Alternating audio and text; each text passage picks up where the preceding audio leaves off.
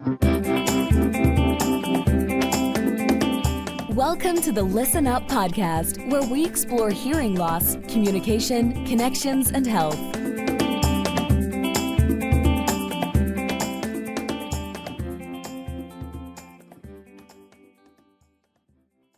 Hey everybody, Dr. Mark Sims here. I'm the host of the Listen Up podcast, where I feature top leaders in healthcare. This episode is brought to you by Listen Up Hearing Center. I help patients to effectively treat their hearing loss so that they can connect better with their friends and family and remain independent. The reason I'm so passionate about hearing loss and helping patients is because I lost my brother Robbie twice. First from his hearing loss from radiation to his brain tumor, and again when he passed away. I only care for ears. I'm the E of ENT who's performed over 10,000 ear surgeries and care for many more with hearing loss over the past 20 years. I'm the founder of Listen Up Hearing Center. I've also authored a book by the same name, Listen Up, A Physician's Guide to Effectively Treating Your Hearing Loss. If you want to learn more about that, go to www.listenuphearing.com. I have a great guest today. It's going to be awesome. It's Achin Bhowmik. Dr. Achin Bhowmik, he is the Chief Technology Officer and Executive Vice President of Engineering at Starkey. He's got great responsibilities for the organizational technology strategy, global research, product development, and engineering departments. I don't think he sleeps much. He leads Starkey's effort to transform hearing aids into multifunctional wearable health devices and advanced sensors and artificial intelligence technologies, and we're going to explore that further. He's got an amazing resume. Prior to joining Starkey, he served as Vice President and General Manager of the Perceptual Computing Group at Intel Corporation. There, he was responsible for R&D, engineering operations, and business in the 3D sensing and interactive computing, computer vision, artificial intelligence, autonomous robots and drones, and immersive virtual and merged reality devices. He is an adjunct professor at Stanford University School of Medicine. He serves on the board of advisors at the Fung Institute for Engineering Leadership at UC Berkeley. He's recently made an IEEE fellow. He's on the board of trustees for the National Captioning Institute and an executive board for the Society of Information Display. He's authored more than 200 publications, including 2 books, and he's got 80 patents. He's very accomplished. We're very lucky to have him on the podcast today. Thank you for coming on. Thank you, Mark. It's a pleasure to talk to you and your audience. Before we get into the hearing, on the warm-up, we were talking about the drones. I know it's a little off topic, but listen up. But I was asking you, so you were the one who did like these drones do displays at the Super Bowl and stuff like that. Is that right? Yep. So I led at Intel, we created and led a group called Perceptual Computing Group. And the focus was on developing computers with human-like intelligence, robots or drones that would navigate by themselves and not run into trees or homes. And he could paint these amazing graphics in the night sky and potentially replace some of the fireworks with smart drones. Well, I can't wait to go to the next Starkey meeting and see that up in the air, maybe. So yeah, I hope we organize something like that. Yeah, that'd be great. So it's that's really amazing work, and I think most people have seen. I think they're at the Olympics. They've been at a lot of stuff, and it's always been very impressive. So, how did you get from that area to end up in the hearing space? Tell me about that. That's part of your amazing journey. So I would say the way I summarize my journey in a simple way is that I made a shift from working on technology to make machines perceive the world better, like humans, to using pretty much same technologies, but to help humans sense and perceive and understand the world better. The technologies underlying them are pretty much similar. It's advanced sensors, machine learning and artificial intelligence algorithms. And the way they come about in products are obviously vastly different. You can have augmented reality devices or drones that would develop human-like intelligence, robots that would navigate by themselves, cars that can drive, hopefully better and safer than human drivers. So that was the world that I was dabbling in, I would say, my 17-year career at Intel, where I was a vice president, to having made this shift over 5 years ago, where I became chief technology officer for Starkey, where I got really fascinated about using the same technologies, advanced sensors, artificial intelligence, but using them to help enhance and augment human sensory perception, so we can sense and understand the world better. I made the move from helping machines to hopefully helping humans. Sure, that's amazing, because enhancing people's quality of life is what it's all about. And so trying to get the listeners to understand, like, help bring that to what does that mean? Like, so what would be a example that's either emerged or immediately emerging? And then we'll talk about, like, where do you see it in 10 years? Sounds great. So I'll start at a little bit of a higher level and get down into hearing aids and Sure. the future of it. At a high level, I'm really fascinated about taking a deep look as an engineer into the human sensory perception system, our cognition. How do we make sense of the world around us? It's complex. And as you know, we are scratching the surface of it. Yeah, it's incredibly complex. Right. And the more we learn about it, how we sense, how we process the information in our brain, and how do we take action as a result. More important, the recent understanding of how we learn from our experiences in a way that an engineer can break it apart into systems that could be implemented in machines. Right. So it's not surprising that suddenly, after decades of dream and vision and research, you're starting to see product implementations where literally the cars can drive by themselves, as an example I was giving, in many cases better than humans.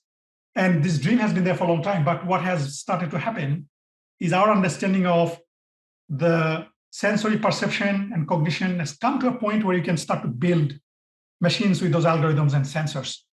So the area that I'm really fascinated about, and as I mentioned, I'm also a faculty member at Stanford, where so I spend a lot of time with physicians like yourself, but also neuroscientists. I have an appointment with the Neuroscience Institute there too, where we dabble in the interface of where does machine end and humans begin.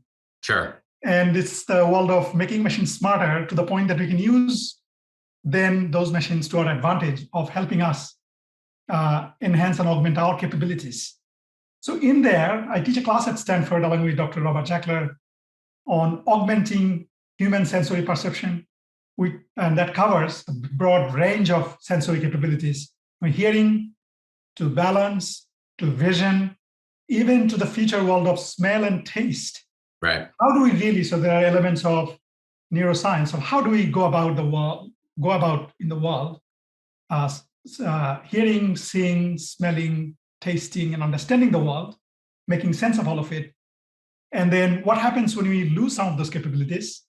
The pathology behind hearing loss, vision impairment, losing the sense of balance, it all degrades when we get older or subject ourselves to harmful stimuli. And then what can technology do? How can you bring sensors and artificial intelligence and these amazing devices that you're working on to help you hear better? Not just help you hear better in bringing what you lost, but also can you go beyond what you're capable with your perfect hearing capabilities? Can we make you a superhuman? Can we help you hear the world better than you would with your biological capabilities? So like situational awareness, where it has the ability to suppress background noise or something like that. Is that what you mean? Perfectly, yes. Yeah, so my definition of superhuman hearing or superhuman vision or superhuman sensory perception is where technology can enhance and augment your capabilities that give you capabilities that are beyond what a normal human being can do. Such as, let's say, with normal hearing, you're sitting in a loud and noisy restaurant and you're trying to have a conversation with your friend. Even if you have no hearing loss, you're going to struggle Correct. in making sense of the noisy environments, the cacophony of sound. And your sensory perception system is taking the stream of the cacophony of acoustic sounds and making sense of it to understand what part of it is speech and you're trying to pay attention to it. Right. What part is background sound? What if the devices could help you in suppressing background that you're not interested in and then enhancing speech? What can technology do where it gives you more capabilities than you can with your perfectly normal hearing? Then you're talking about superhuman. Well, that's Lindsay Wagner in The Bionic Woman, right? So she had an ear that could hear in the show. I don't know if you ever remember, but the show in the 70s, she could kind of turn her ear towards things and hear conversations, 100 feet away. I'm not sure we'll get to that, but it is the concept of enhancing it, not just restoring it, right? That's what you're and I think you're hitting an interesting point there. For many of us engineers and researchers, science fictions, right, paved the path for vision. We could just take up good science fiction, create a roadmap around it, and it's about translating those into feasible technologies and products, given what's possible today. Yeah, I think, as I think about what you're talking about, so it's the actual discernment between hearing and communication or understanding, right? So interestingly, I'm sure you cover this in your class, how cognition has so much to do with ultimate understanding, right? And so, those compensatory skills that we get when we have hearing loss, speech reading, contextual clues, well, we actually use them even when we don't have hearing loss. So it'd be interesting if there was a way to enhance those as well. Yeah, I think that's the hope for us in first of all, understanding how a healthy perceptual system it has the amazing capability of paying attention to what needs to be paid attention to, right? Whether it's the world of hearing or world of seeing, how does a healthy cerebral cortex make sense of all of this noise that we collect with our sensors? And when you lose it, how do you enhance and augment it such that we restore some of the lost capabilities? Yeah, I mean, the amazing fact that people actually enjoy cocktail parties, right? Yeah, It's a very difficult listening environment, and it's not probably just what's being served. I think people enjoy that social event, even though it's a challenging listening environment. It's kind of interesting that people seek out. I mean, if you go to a food and beverage establishment, it's kind of interesting. If it's empty, people will oftentimes turn around and not go. They actually want there to be that emotional reassurance that it's a popular place, which is ironic because it makes it harder to communicate. Yeah, and I think what you're getting to is quite interesting in that it's not about noise cancellation. So you talk about a hearing aid. Its purpose is to connect you with the world around you, right? And that what is important to you is dependent on the context. You might be sitting in a cafeteria, enjoying a cup of coffee and enjoying the noise around you, right? And no, you don't want that sound to be suppressed. In another time, when you're having a business meeting with a partner in front of you and you're trying to understand what she or he is saying, then you want to understand speech and not be distracted by the noise around you. So the role that technology has to play is to help you connect with the environment that's dependent on the context of your experience and intention at that moment of time. So if it was only about noise cancellation, there are technologies that could do that, but that would not be a good hearing aid. Right. Well, because subjectively, you wouldn't get the feedback from the user that it's giving them what they want, right? Because for instance, right, a child giggling or making sound is very perhaps pleasurable in your family room, but is usually not pleasurable on an airplane. Right. Although it's the same sound, right? And so context matters, and people's emotional state matters. So it'll be interesting. I assume then there'll be some sort of learning, right? Where somehow, so can you get the positive or the negative feedback of the listening experience through sensors as compared to some sort of biologic, some sort of verbal or pressing a button? Like, are there things that the hearing aid could detect in the ear canal that represent, I'm enjoying this is a good experience or not? Like, does your heart rate go up or epinephrine or something? So that's why I'm going to start with the vision and the dream, in fact, which is what got me interested into working on hearing aids. I'm going to introduce to your audience, maybe they're already aware of, why is all this excitement around the world of AI and machine learning? Right. Why suddenly you have cars that can drive by themselves? And why is this technology so relevant to the hearing aids? Is it a marketing gimmick? Or does it open the window of opportunity for a new type of experience with these devices in the future? So first, I'll start by making a very bold statement that yes, it's possible that we are on the verge of breaking through into the next level of experience with these devices.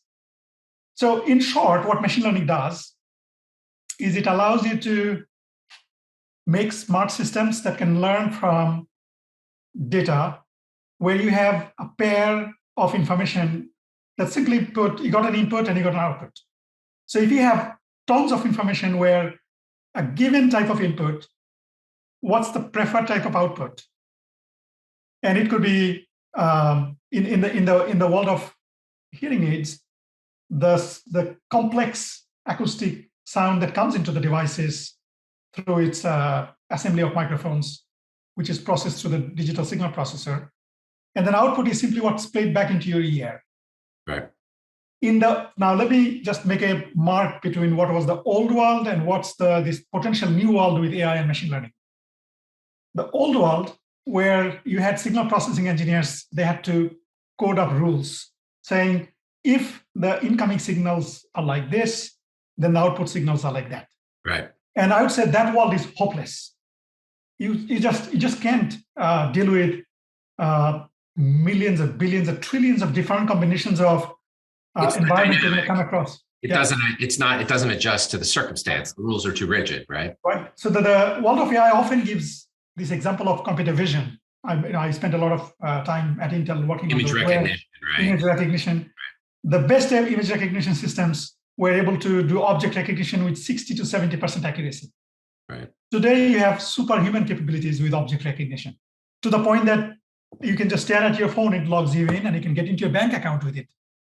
You have a lot more accuracy than a normal human beings can in terms of recognizing objects. Now, let me bring it to the world of sound. The old world of hearing aids, where you have to put a lot of controls into the devices, and then you program in and you have custom memories. Maybe you have if you're a wizard, you have a dozen different memories. Forget it. It's like people want simplicity. Correct. So what AI and machine learning offers? They want simplicity on their part in a sophisticated device, actually. Sophisticated experience, but simplicity of user interface. Right. And that's the promise of AI and machine learning. We're able to collect tons of data and train the systems to understand the context such that at the end, you simply have to have the input-output pair, and many of them, like billions of them, and train the system to learn, given inputs, what's this user's output. And I would say there will be, generally, I'm going to simplify, there are two steps towards this direction. Eventually, the device is going to be completely context aware, in that you don't have to do anything. It's just going to recognize the world around you, and it's going to make those subtle changes in the device to simplify the experience for you. So what you hear is good. Right. Along that way, you need a bit of user input. I'll give you an example of, this is a marketing term, but we call it edge mode. So essentially, it's an edge artificial intelligence implementation of a speech enhancement algorithm that's built with machine learning. Right. And again, let me bring it to the input-output pair. The problem when you give it to machine learning engineers, it boils down to data science. Give me a lot of sample where they are considered speech in noise, right. But also give me what is considered to be intelligible speech. If you give me a lot of that pairs of data, I'm going to train the machine learning model to compare. Then you can take that model and load it into a hearing aid, and it can be anywhere, and it's going to take cacophony of sound, and it's going to produce speech that's more intelligible. Now, where we are with that is, if you are struggling in different, let's say I'm struggling to understand what is it that Mark wants. He's sitting in a cafeteria, but I don't know if he's trying to understand the person in front of him, or is he really enjoying the sound around, right? So the control that you put in your hand is simply a double tap your hearing aid. If you double tap your hearing aid, you're indicating to the device your desire to understand speech. And so we're going to prioritize speech over enjoying the background sound. And the device is going to do the rest. And it's an amazing experience. In fact, a lot of my customers and patients know I have no hearing loss, but I am an avid user of our hearing aids, right? Right, because you still get better hearing and noise if you use it. I get better, yeah. Like you would tell people that, first of all, the thing about, there's this magic about being able to control the sound and raise the volume around the wall, around you. You pick up the remote control and raise the volume of the TV. Hey, how about you can raise the volume of the world around you, right? And I have no hearing loss, but I would enjoy the directionality, and then I would double tap and it would prioritize speech understanding. And I would have better experience having that conversation with you in a loud and noisy restaurant than my perfectly normal hearing system. So back to that point of superhuman hearing, we are getting there. I mean, we like binoculars, right? And so even though you have normal vision, you put binoculars on, you can see stuff further away, by example, right? So that's an enhanced visual experience. So magnifier, right? Yep. Right. So there's all sorts of stuff we do already to help our various senses, right? Right. So I mean, spices, you could argue, are a way to enhance your taste for some, right? So that's fascinating. So I guess right now it's a user motion. Is there some point where maybe there'd be some sort of marker or some way, or is it, Yes. as you're talking about machine learning, right? So typically the connectivity of hearing aids has been one way, meaning taking information from your cell phone, for instance, putting it into your hearing aid. But it would seem to me you're going to need to take information from your hearing aid down to your cell phone to load it up to the cloud to be able to get that data. Is two-way communication one of the things that you're doing or looking towards? Right. So there are two parts to it. One is to develop the AI model, train it with lots of data. It requires you to kind of do that work offline. But once you have the model trained, you can load it up and ship it with every hearing aid, right? And then once it's the world of hearing aid technology is going through this transformation right now of turning the signal processing from the classic sound processing to the world of data science. And that transformation is going through right now. You can rest assured that once this transformation is on the way, the more data, the better this device is going to be, the smarter they're going to be. You give it a year or two, the hearing aids are going to be completely different from what it is. It's almost like when you went from ear trumpet to analog hearing aids, there was a mega transformation in a smaller device, body worn. And then you went from analog devices to digital signal processing. And there was literally a transformational experience with hearing aids. Right. I would say now we're going through the next phase of transformation of user experience where it's based on AI and machine learning and converting the hearing aid to a data science problem.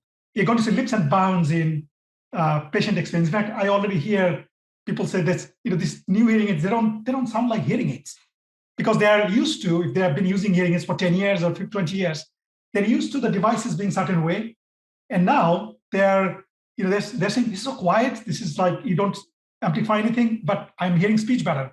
So I think they're starting to see this benefit of new technology coming into the devices. It's going to be a exciting 5 to 10 years ahead of us.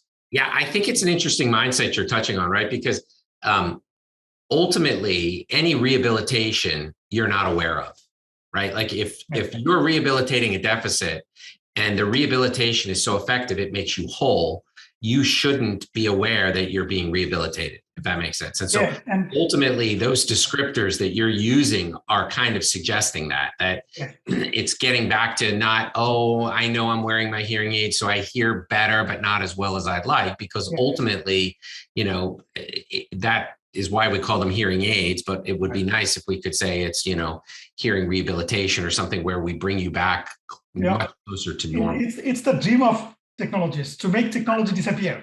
Correct. So you're not even aware of it.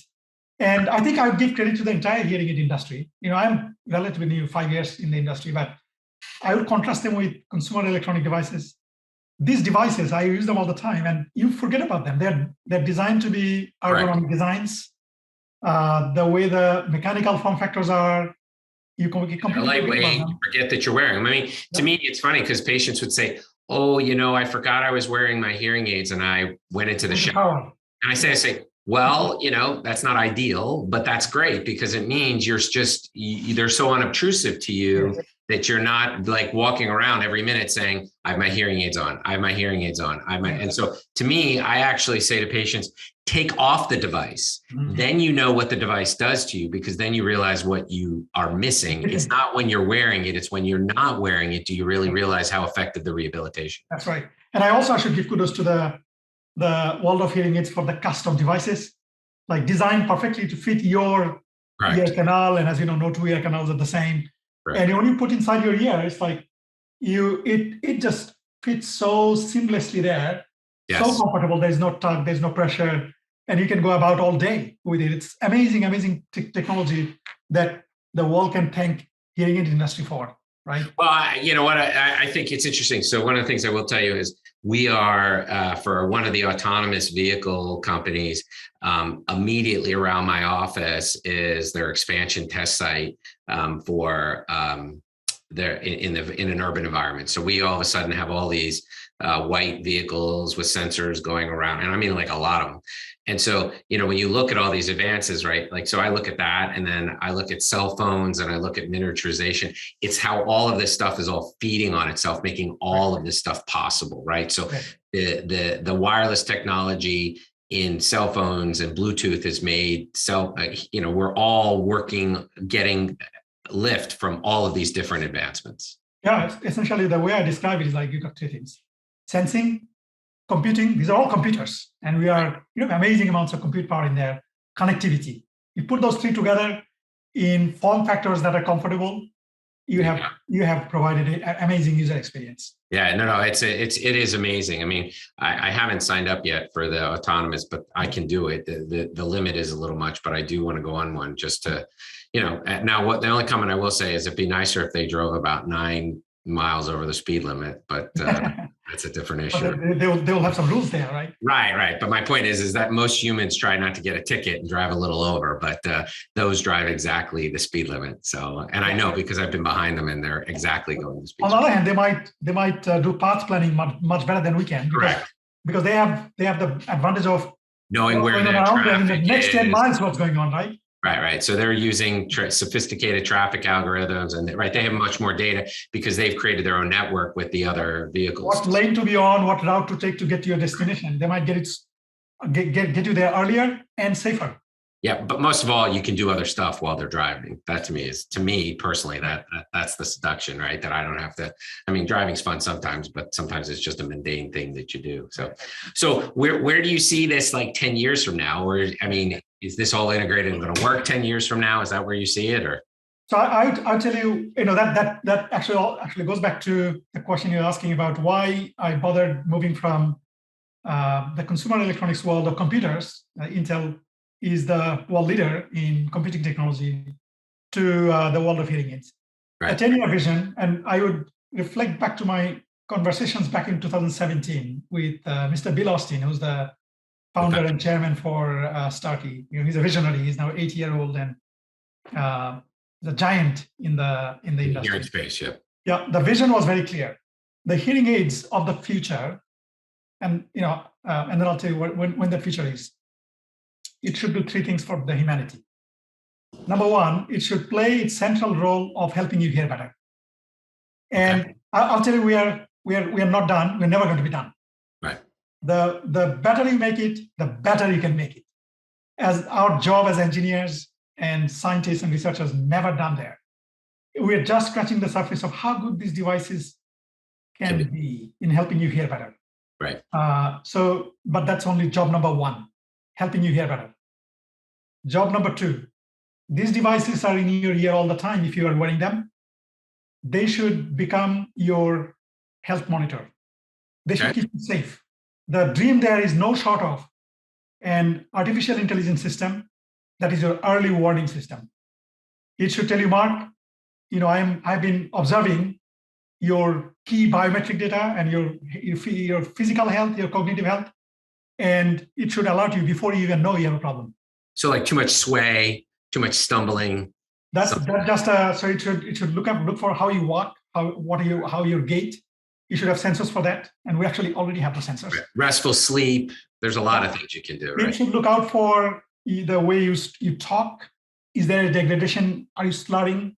Right. It should look for any sort of degradation that happens and you don't pay attention to because these things happen in a slow way. Gradually, and then if my older relative is using these hearing aids, and suddenly they went from being very socially active to being isolated and lonely, I should be alerted, saying, look out, because because as you know, loneliness is a big killer. It's the onset of dementia and Alzheimer's and all of that. Social isolation. Should be aware of that.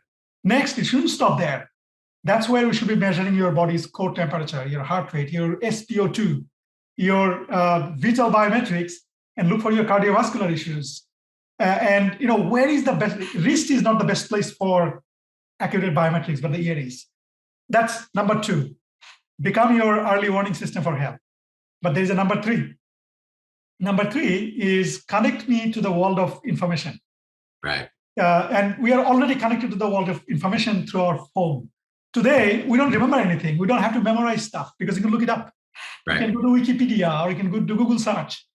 Today, I can double tap my hearing aid and ask, who's the president of blah, who won the Super Bowl in 1982, and it brings me the answer privately in my ear. Oh, that's awesome. Or I can double tap my hearing aid and say, remind me, I need to take blah, blah medicine at 8:30 p.m. today. It will remind me. So it's an Alexa in your ear. It's better. It's your very own personal assistant that over time Learns the pattern. It will connect you. It will become the conduit to the world of information for you. That's awesome. So 3 things: help you hear better, keep you safe and healthy, and connect you to the world of information as your personal assistant. That's the long-term vision for hearing aid, and we're already on that path with current technology, and it's just unlocking the potential for it over the next few years. I'm excited. I can't wait to follow up and see what else is going on with you. This is great stuff. Thank you very much. And what I have to also say, and for your audience, all this stuff, right, you can, for engineers and technologists, we can pack amazing technologies into these devices. However, over the last 5 years, what I have realized hard is in order to bring them to the patients and do a good job with this technology, it's best done through professionals like you. Right. I agree. You have to, it's not Plug and play. It's not a gimmick that you just put in your ear and you're fine. It requires consultation with a physician like yourself in order to match whether it's the mechanical form factor of a device and or it's acoustic fitting or the right kind of features for your patient who's got gait problem and will benefit from fall detection, right? And turn it on for them. Who's at a risk of developing social withdrawal and loneliness, then turn on this feature and alert their caregivers. So it's done through a physician like yourself. Yeah, the example I always give is if the car dealer gave everybody a 2-seat convertible, that wouldn't work for the family of 5, right? So there is an element of matching the vehicle to the need of the customer, and there's the same of making sure that the technology is working for the patient. And I agree 100%. And also there are one area of what I appreciate learning from my neuroscience buddies at Stanford and working with audiologists like yourselves is the uniqueness of auditory degradation. So much focus goes on in the ear. What have you lost in the ear? But the way the auditory cortex and our ability to process speech and sound is unique in ways that it manifests in me. And it's so personal that you need to have that conversation with your professional advisor in order to tailor the technology to fit your needs.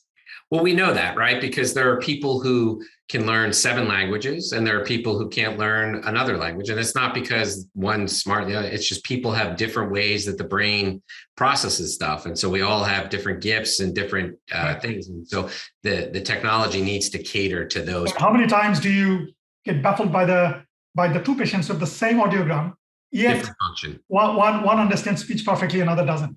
Yeah, no, right. And it's that, and that's computer power of your brain, right? And so hopefully the technology you're talking about will help make up for that. So one of the questions I always like to ask people, Achin, is what's your favorite sound?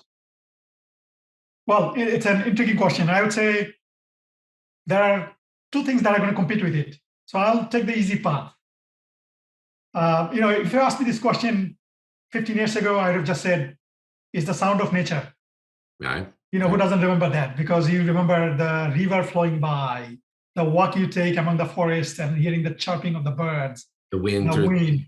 Yeah. But then 15 years of having kids, it's the giggle of your first child or the second one. It's like as we make the journey through our world, what sound matters most to us also changes, right? Yeah, agreed. And that's actually where your technology is so important, right?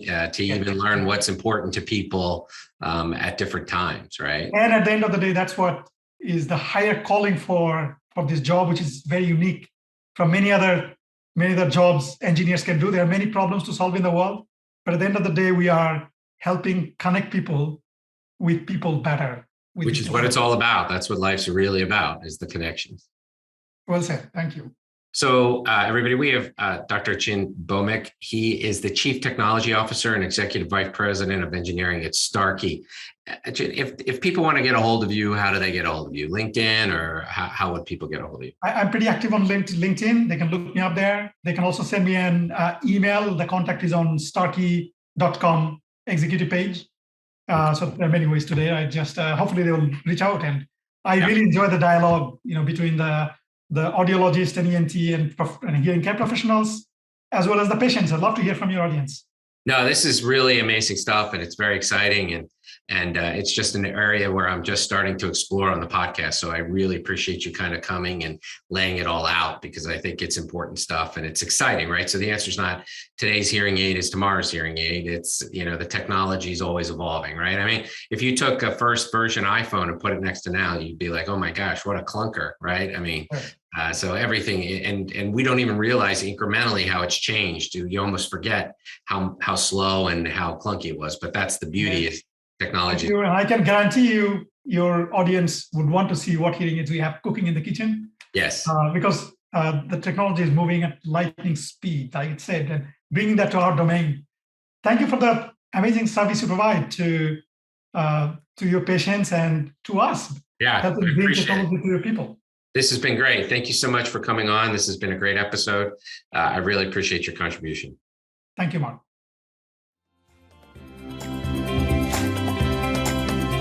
Thanks for tuning in to the Listen Up podcast. We'll see you again next time, and be sure to click subscribe to get updates on future episodes.